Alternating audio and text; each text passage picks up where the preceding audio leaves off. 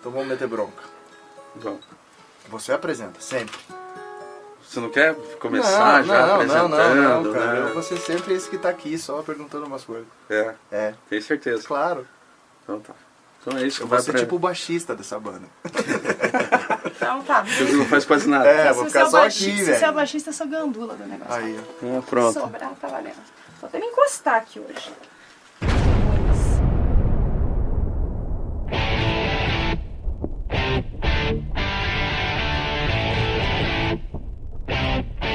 Está entrando no ar, fazendo música, jogando bola. Com William Sopa, Yara Dávila, Glauco Silveira e um convidado especialíssimo.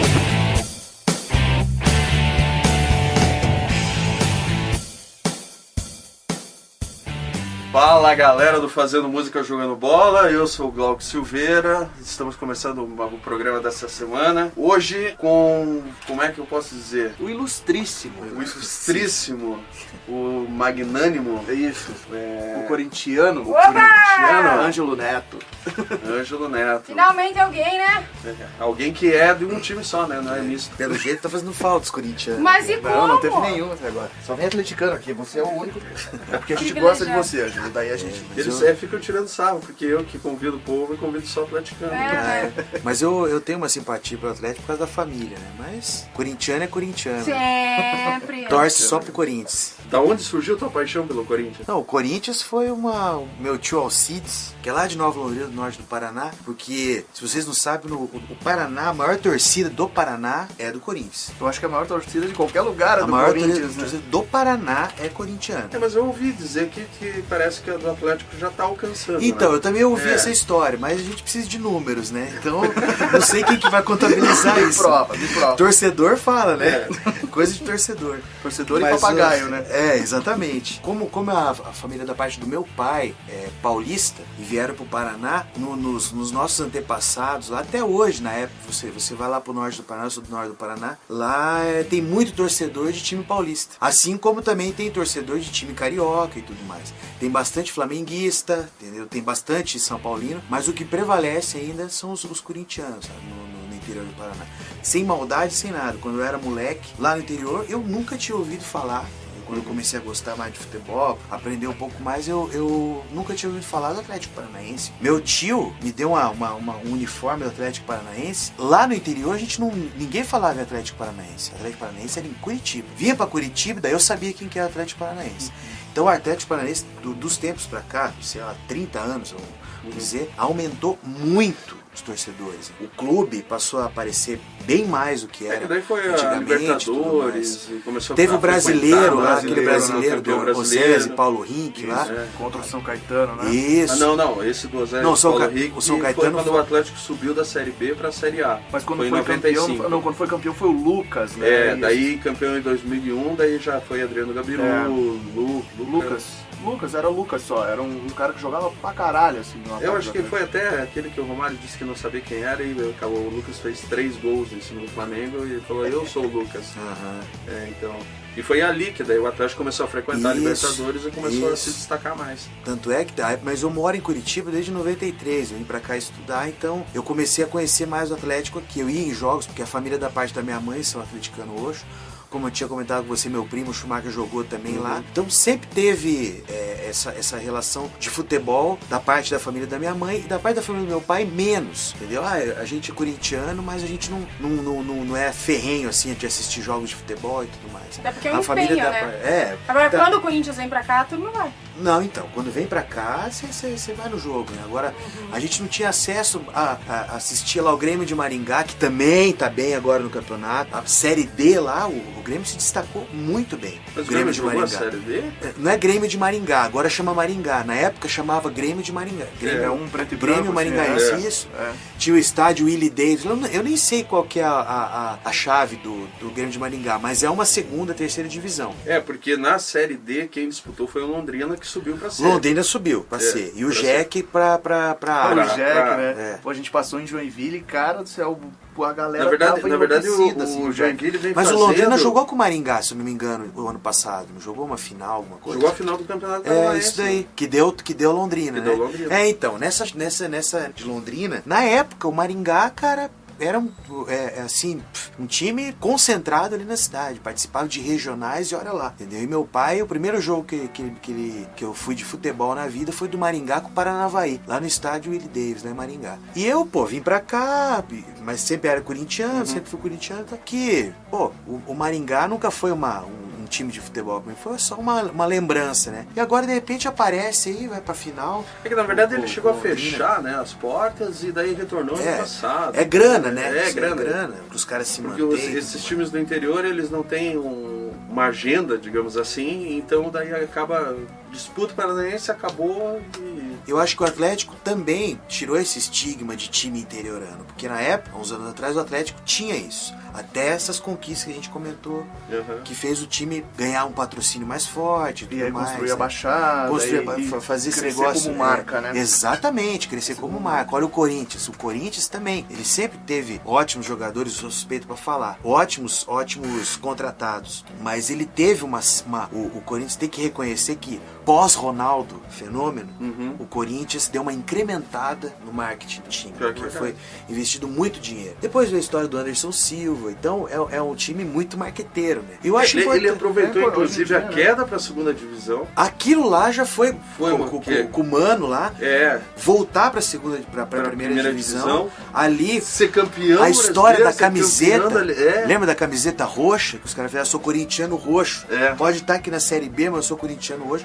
Fizeram uma camiseta roxa. Então o time voltou, tem até um filme da volta do Corinthians pra Série A, que é maravilhoso. E porque a torcida é que encanta, né? Eu acho que a relação do torcedor corintiano com o time, diferente dos outros times, é que rola uma paixão aí, né? Então. O corintiano é meio... Mas você fala doente. Você fala que a gente tem uma amostra maior. Por exemplo, eu conheço atleticanos que são aquela parada que teve num totalmente jogo uma doentes. vez, a turma virar de costas pro Isso, campo. Uma vez o baixinho lá que toca música gospel lá, esqueci o nome dele, o Marcelinho, né? O Marcelinho Carioca. Então, ele falando, cara, é uma loucura você jogar num time que se o time vai bem, eles te põem em cima de um caminhão de bombeiro, se o time vai mal, os caras quebram teu carro, apedrejam tua casa. É uma relação muito de amor e ódio, muito mais passional do que qualquer outro torcedor. Acabou, né? Na época do Marcelinho era mais forte. Eu acho que é assim, como a gente tem amigos de times diferentes, a gente percebe a paixão de cada um, entendeu? Mas eu acho que uma questão de proporcionalidade, a torcida do Corinthians é muito maior que outros, assim como a do Flamengo. Eu reconheço, o Corinthians é uma torcida enorme, mas a torcida do Flamengo é uma torcida muito maior. Muito maior não, é tão grande quanto o Corinthians, até maior. Só que, cara, esse negócio de comprar a briga por um time, vestir a camisa do time, eu acho que é uma questão mais do próprio ser humano, da própria pessoa, do que do próprio... Existem torcedores que amam o time, que sabem relevar certas situações, uma tiração de sarro e tal. Existem torcedores e torcida organizada. Isso, agora tem o malária, né? O malária é malária sério, e tem qualquer torcida tem. O Corinthians tem a fama do pavilhão 9, dos caras serem tudo maloqueiro e tal, a torcida é maloqueiro, entendeu? Não digo que são a minoria, entendeu? Da torcida. Tem, mas toda torcida tem. É o que mais tem, lado, né, cara? Porque assim. a galera também não tem acesso a muita coisa. Tem acesso ao quê? Ao futebol. Tem cara que... quarta-feira à noite na TV pro cara assistir, não, né? E não só o cara que faz parte de torcida, não precisa ser organizado. Os caras viajam, vão de São Paulo pra Vitória, ver o time jogar, pra Salvador, jogar, vir aqui pra Curitiba. Eu fui no Couto Pereira lá, ver o Corinthians, entrei pela torcida do Corinthians e Coxa.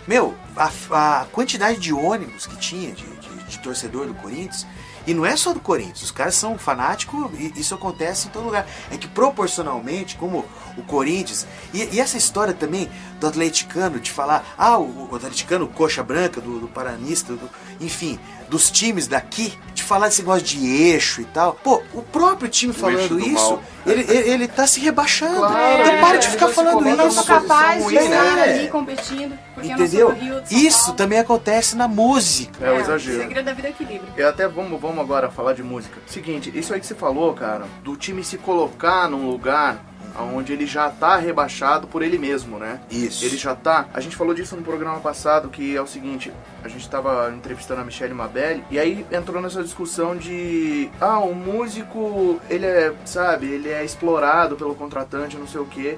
E eu levantei uma questão de que, tipo assim, eu não sou, sabe, velho? Conheço muita gente que não é, que trabalha com isso, que faz. Então, assim, isso acontece também. O músico se coloca nessa posição, né? Não, o ser humano gosta de se colocar como vítima.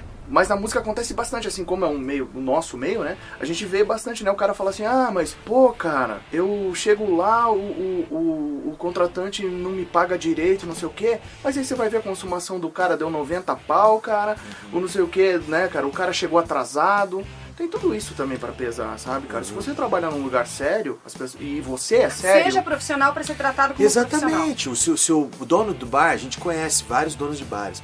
A gente sabe as figurinhas carimbadas que passam o músico pra trás aqui em Curitiba. Sabe? Entendeu? Assim como ele sabe com quais bandas não devem trabalhar. Por quê? Porque de alguma forma já não cumpriram a agenda, vacilaram na hora do fazer o show lá, combinam um horário, fazem um horário menor, entendeu? Aí, como em qualquer outra profissão, músico é profissão.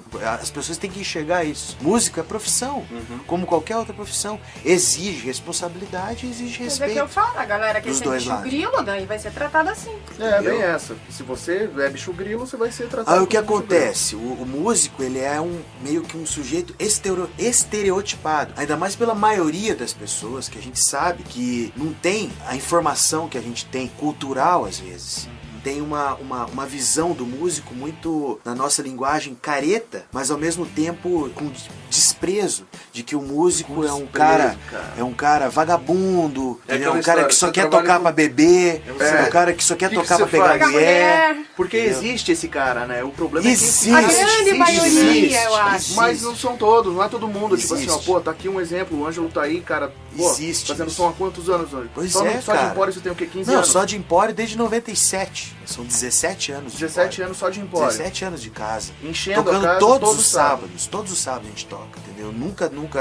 Dá pra contar nos dedos, em 17 anos, quantos sábados a gente deixou de tocar. Você tem que parar pra contar quantos sábados foram em 14 anos. Agora você conta facilmente quantos a gente deixou de tocar. A gente sempre foi muito fiel. O Silvio é um ótimo contratante. Nunca tivemos problema com ele lá com o Empório. A gente tem uma parceria de longa data. Ele acredita muito no nosso trabalho. Assim como a gente acredita nele, ele ajudou a gente, assim como a gente ajudou bastante ele. É uma entendeu? simbiose, né? Exatamente. Isso mesmo, cara. Então nós trabalhamos sério. Aprendemos a trabalhar sério com o Empório. Daí isso é bacana. Todo mundo assim, entra. Aí você vê que legal, Todo né, mundo cara? entra no negócio da música, cabaço. Claro, não é sabe sempre nada, moleque desculpa. que tá com... Não, você pode cabaço. falar. Sem chance, Vaca, né? acredita. Eu vou cortar. Você tira. Eu vou tirar. Mas entra imaturo, sempre com aquela vontade de tocar. Eu quero tocar guitarra, rock and roll, eu quero ter a minha banda de rock and roll e tal. Mas isso Com em aquela qualquer verve, profissão, né? Em qualquer profissão. Você Isso que eu entra, você digo. sai da faculdade no gás achando que você vai arrasar. Isso que eu digo, é que trabalhar com a área Sabe de nada, entretenimento. inocente. Arrasa, né? Trabalhar com a área de entretenimento envolve outras coisas. Envolve o empresário, que é o dono do bar, envolve as bebidas, envolve a alteração psicossocial das pessoas, o que eles vão estar sentindo na hora, que daí a hora que você vai transmitir aquele som tem que entrar em simbiose com aquele ambiente. Então é uma coisa muito difícil de você concretizar. Assim. Por isso que a música é sempre um rio que corre para vários lados, entendeu? Vai dar em vários lugares diferentes, de formas diferentes. E você nunca sabe o que vai acontecer, sabe? Mas sempre você está fazendo aquilo com amor, se divertindo, Sempre, cara. ganhando o E seu postura, dinheiro, postura. entendeu? Com responsabilidade, vivendo daquilo com dignidade. E a gente vai gravar, a gente quer fazer o nosso trabalho do jeito que a gente quer. Quer tocar ao vivo do jeito que a gente quer, do jeito que a gente gosta, do jeito que a gente idealiza. Com o risco, entendeu? Claro, de não agradar a grande maioria. Tem esse risco. Assim como existe o risco de agradar a todos, entendeu? Com certeza. Agora, uma uma fórmula fazer isso. Essa que é a grande sacada, né? O músico que sabe fazer a música de uma forma que sabe que vai angariar público e tudo mais. Os caras que têm o dom, que são os caras que a gente influencia, os Beatles, né? Que são os caras que sabem. Jimmy Page. Os caras sabem fazer as coisas de um jeito que a pessoa vai absorver aquilo. São os hitmakers, né? Que a gente fala. Hoje eu acho que um desafio muito grande de quem vive de música, da própria música, da música própria, é você ter um público e fazer com que esse público ouça o teu disco e vai divulgar e falar assim, cara, escuta isso, olha que bacana. Porque é legal, que né? Entendeu? Porque é legal. E é diferente do que você tá ouvindo há, sei lá, 10 anos. Saia da zona de conforto, né? E é diferente um músico ir num show e ver uma banda de uma pessoa que não tem tanto conhecimento musical, digo musical mesmo. Saber tocar um instrumento, saber o que está acontecendo, o que é um arranjo. E também diferente do bom ouvinte, do cara que tem repertório, mas não sabe tocar nenhum instrumento. Esse também manja de música. Manja pra caralho, o cara tá Entendeu? cheio, né? Porque ele sabe que você tem bom gosto de repertório. E isso também é um grande problema também na hora de montar uma banda. A banda, não basta o cara ser um músico que ele vai executar todas as músicas. O cara tem que entrar naquilo lá. Ele tem que estar presente, tem que ter repertório para aquilo. Isso existe desde a formação de uma banda até o público que vai assistir. Um público, um cara que tem um conhecimento musical, um set, uma biblioteca nele, ele é diferente de um cara que está indo lá pela primeira vez e nunca ouviu determinadas músicas. Tem gente que a gente toca lá, músicas que a gente toca que pessoas que falam, quem que toca isso? É novidade, sempre aconteceu isso. Na época que 97 começamos a tocar no Empório, que tocávamos coisas que ninguém conhecia, muito mutantes. Pô, mas o que é isso? O que é isso? Tinha gente que vinha perguntar pra gente, achava a nossa versão até melhor que Mutantes, porque ouvia lá o que é isso. Daí chegava em casa, baixava a discografia e ouvia lá as determinadas músicas que a gente tocava nos shows. Falando assim, não, mas a versão deles era até melhor, porque a gente fazia versões. Então pessoas que nem sequer sabiam o que era Mutantes. Mas essas pelo menos tinham a vontade de pesquisar e tal. Então acho que isso é o mais importante pro público. Hoje eu não vejo muita gente fazendo isso. Não, hoje o povo caiu no sendo um comodismo. pesquisador de música. Caiu no comodismo. Sendo um aproveitador da música, um como é aproveitador bonito, da né? internet, um aproveitador das coisas que estão aparecendo, um aproveitador das coisas clássicas que os nossos pais ouviam. E que daqui 10 anos o meu filho vai falar assim, coisa que o meu avô ouvia, ou que meu pai ouvia, ou que eu ouvia. A gente não sabe. Então vamos ouvir o que você tá fazendo de novo. Beleza, fazer uma música do meu trabalho novo aí que eu tô lançando. Que eu vi no Empório 4? Isso. Lá a gente fez, como eu tava com um amigo meu, lá a gente Muito fez bom, aliás. só covers e tal, né?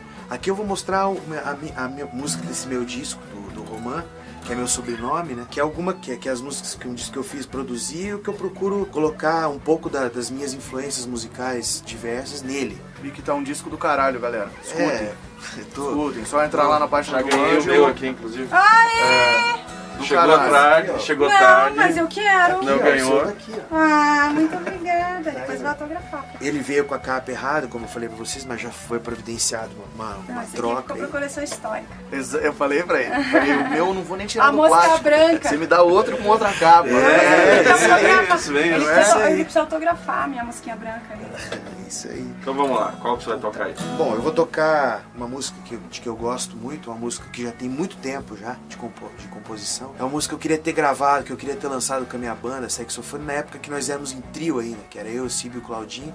Mas isso em 2005, a gente terminou um disco e não lançou ele. Então nesse disco eu peguei 3 músicas dessa época do Saxofone que a gente não lançou e eu resolvi lançá-las nesse trabalho também, sabe? E uma delas é essa, uma música que tem um apreço muito grande, que é uma música que fala muito da minha pessoa e do que eu fiz com a música, enfim.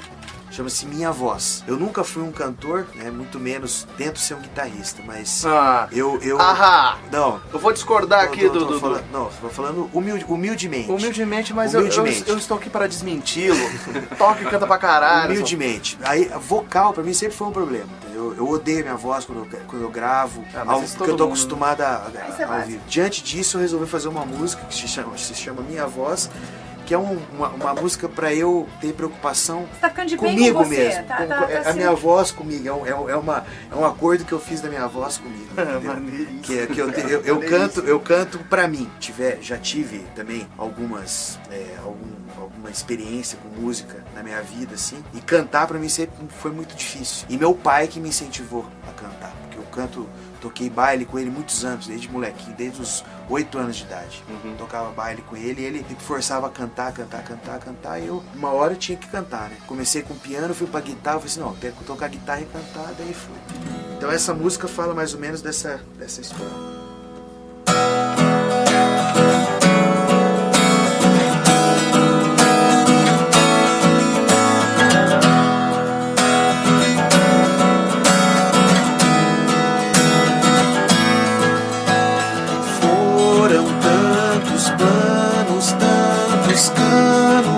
Tantos ais, minha voz quem paga o meu vício de cantar.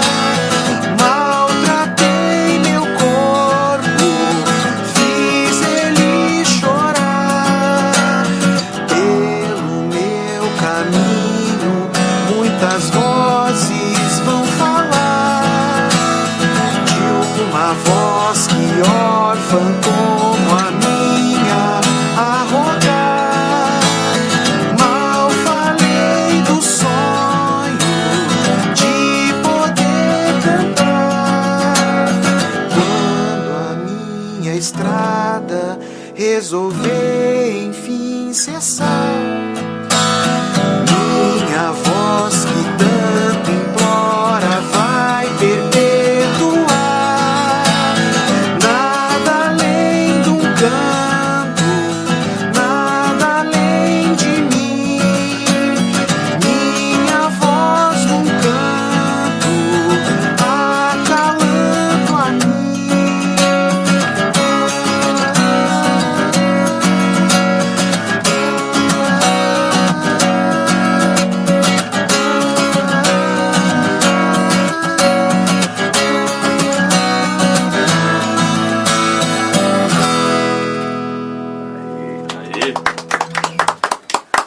Isso aí. Demais esse som, cara. Primeiro Demais. bloco aqui do Fazendo Música, jogando bola com Ângelo Neto. Volta. Já.